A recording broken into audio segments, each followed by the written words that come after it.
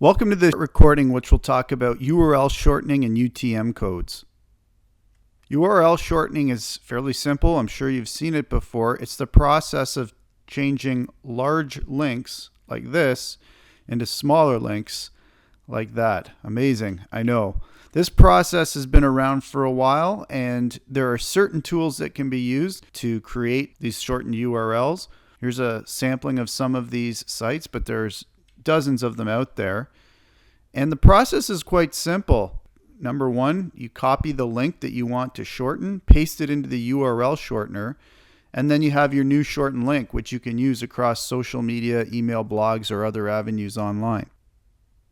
The purpose of URL shorteners is to shorten the URL to make it easier to read, easier to share, and easier to work with. But today, many sites actually have their own URL shorteners integrated into their systems. Twitter is a good example of this. It has its own URL shortener that automatically shortens links to 22 or 23 characters maximum. Google and WordPress also have their own URL shorteners integrated. So why do we need URL shorteners today? Why are they valuable?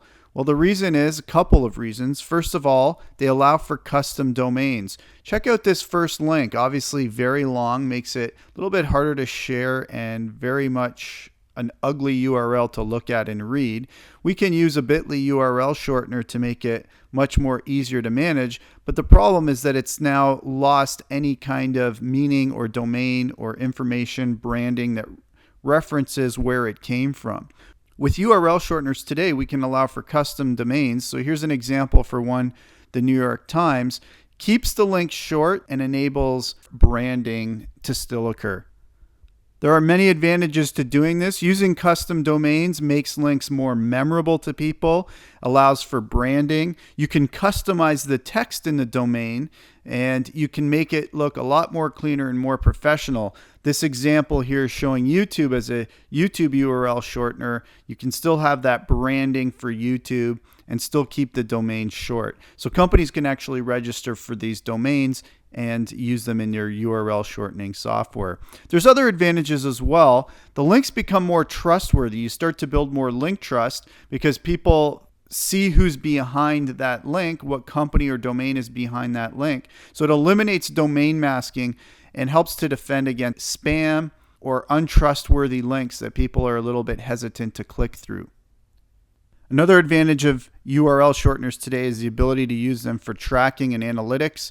The ability to be able to track referrals, traffic, location. It's useful doing it on a link-to-link basis. And it's another advantage offered by URL shorteners.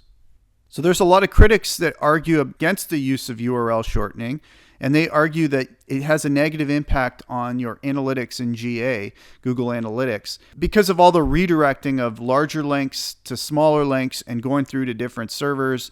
They're saying that that can have a negative impact in accurate tracking of the traffic and its original source. But there's a way around that, and the issue can be avoided by using UTM tracking codes and putting those into your link prior to shortening it. What exactly is a UTM tracking code? Simply put, it's basically information that you are adding, so codes, tags that you are adding to your URL that give more information related to that link that you're using.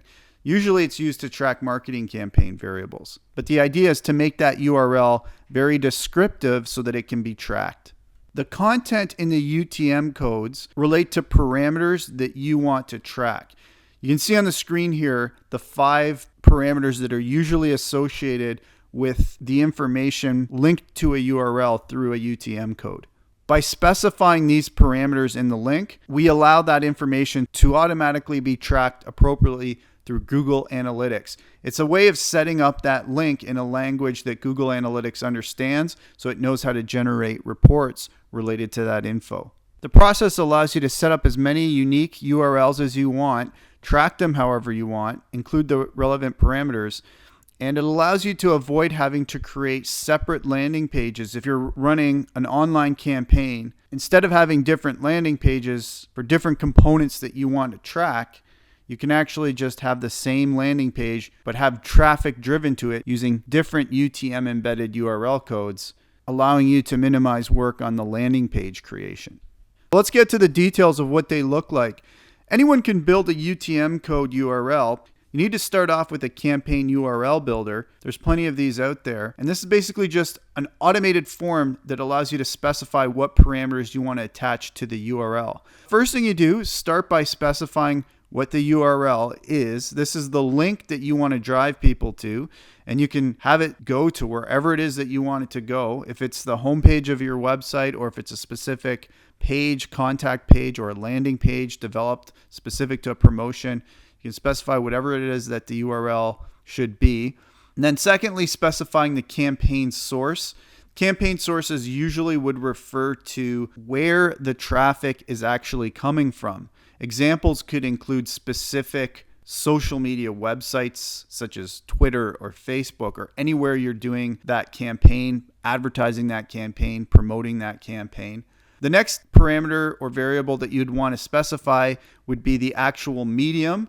Twitter, Facebook, these are all examples of social media, but you might actually be doing advertising on other formats online, such as Google AdWords, or you might have an email campaign, some sort of promotion or content marketing through your blog.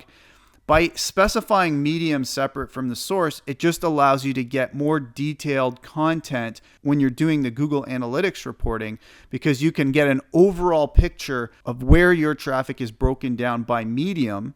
You can look at the larger sources of what's being effective for you, but then you can also break it down into more granular levels, such as specific formats of social media. You can see, okay, social media might be, as a campaign medium, the area that is driving the most traffic. And then within social media, we can see whether it's Twitter, Facebook, or whatever source that we're using that is the most effective for that campaign. And then the final three parameters, campaign name, campaign term, campaign content, allow you to specify more information related to the actual campaign that you're tracking, for the same reason, to get more detailed reporting so that you can understand what is working and what's not working. And an example I have here for a campaign name, maybe you're doing a campaign for Ford Motor Company, you're promoting the Ford Fusion, but you're not going to just do one ad for the Ford Fusion. You're probably going to be doing multiple different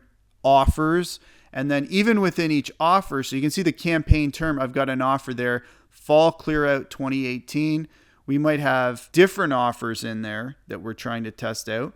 And then you can also specify different types of campaign content. So specifics within each offer, or you can even just do this for testing of different types of campaigns.